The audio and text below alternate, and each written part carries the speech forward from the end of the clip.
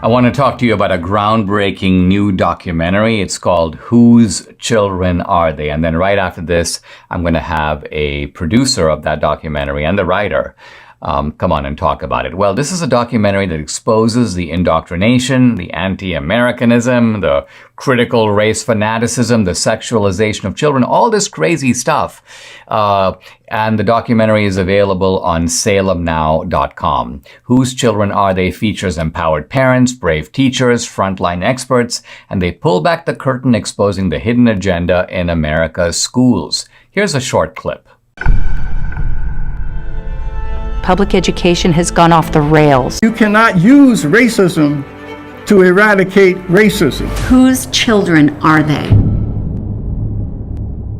Go to salemnow.com. Guys, you just heard and watched a trailer for a new film called Whose Children Are They? And I'm delighted to welcome to the podcast the producer and writer of that film. Deborah Flora is the president of a group called a nonprofit called Parents United America. She's a producer and founding partner of Lamplight Entertainment, also Whetstone Media Group, and she's also currently running for the U.S. Senate in Colorado. Wow, Deborah, you got your plate full there, and with the political stuff and the film. But talk a little bit about this. Talk a little bit about this movie and who is it aimed at, and what is its central theme? Thank you so much, Dinesh. It's great to be on to talk about it. I founded Parents United America about 3 years ago because I realized that parents were getting shut out of most areas of their children's lives, from medical to education, but primarily education. But what we realized is that what really needed to happen was a grassroots effort, letting parents really know what is going on in their students' education, because that's how things are going to change. And, so many people think it's an isolated event here. Maybe it's sex education in one area, it's gender fluidity in another, it's CRT in another. But what we wanted to do is put together a comprehensive expose that connected all of the dots, brought it all together, and then empowered and galvanized parents, grandparents, concerned citizens to stand up. So that's what we did. It's over 120 hours of footage that we had to whittle down. I know you know how difficult that can be. Over 80 interviews all across the country from brave teachers, caring parents, even courageous students and frontline experts. And what we did is we showed the through line of how these are really all connected, what the agenda behind it is, and most of all, what people can do about it. Let's start by talking about the agenda. Is this, some people will say, well, this is a long-standing sort of neo-Marxist goal, which is that you indoctrinate the children, and that becomes the starting point of creating a submissive society that is, in a sense, in devotional attachment to the state. Do you think that we're seeing the unfolding of this kind of an ideological blueprint, and in order to carry it out, you got to push the parents to the side? Without a doubt. So what we do in the very first part of the movie is we set up, and the basic question, whose children are they? It comes to the fundamental crossroads of the Marxist idea that the children belong to the state. As Marx said, from the moment a child can be without their mother, they'll be in the care of the state, versus what we know to be the Judeo-Christian fundamental founding of our country, and honestly, what everyone knows intrinsically, which is the right and authority of parents to be the ultimate say in their children's education in every area of their lives. The children don't belong to anyone. They're created by God, but whose care are they to be in? And so we set up a very clear agenda, starting all the way back with John Dewey, the father of modern education in the 1920s, who basically was a huge fan of the Soviet Union. He was a communist. He became the honorary president of the Teachers Association, and his goals were to start with the teachers unions, the teachers teaching colleges, and begin to implement these agendas. And it definitely is the replacement of parents. It is the state being the ultimate authority. It's moving education away from academics, which is what most people think it's about, to the very fundamental, foundational things of forming a child's worldview.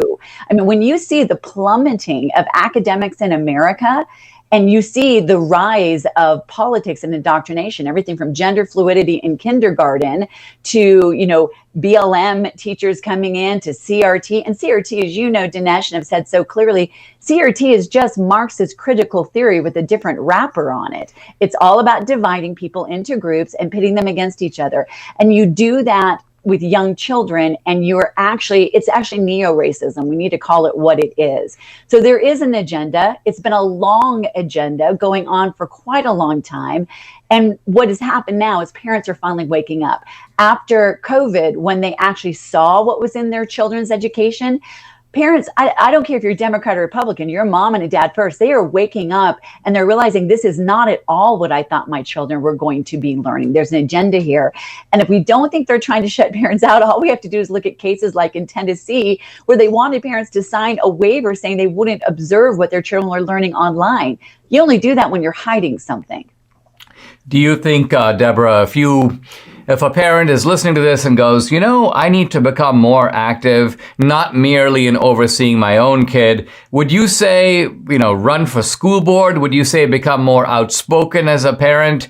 Obviously, part of the responsibility, particularly in public schools, isn't that with local elected officials who also oversee what's going on with the schools, maybe state legislatures that assign money, not just to schools, but also to public universities? What are three things that parents should think about doing if they've got the time and the inclination to do it? In what direction would you steer them? Oh my goodness, there are so many things that parents can do. And I think that's important why parents are awake now. I mean, everybody imagined education was like their education 20, 30, 40 years ago. It's so different. So now that parents are awake, the number one thing is do not go back to sleep. Just because your children are back in school, it doesn't mean that anything has fundamentally changed. Schools are supposed to be the most local control of all governmental examples. That means at your school board, ask one question. Ask your school board candidates, are you taking money from the teachers' unions? If they're taking money from the teachers' unions, that's who they serve. It is not good teachers. It is not parents. It is certainly not students. And then if you find that's the case, don't vote for them. If there's not another candidate, run for that school board seat and let every parent know. In our own school district in Douglas County, we flipped it this last cycle. I was one of those parents that stood up, and mom who got my dander up, and we flipped it and we got the word out. And now we have a school board that's not answerable to the unions. It's answerable to the stakeholders, the parents, the tax-paying citizens, and the students. That's one thing you can do. Elect legislators who are moving towards the money following the student and not the system. I mean, the reality is school choice, educational freedom, whatever you want to call it, it helps most those who are most vulnerable, underprivileged, inner city students who can't move to other areas.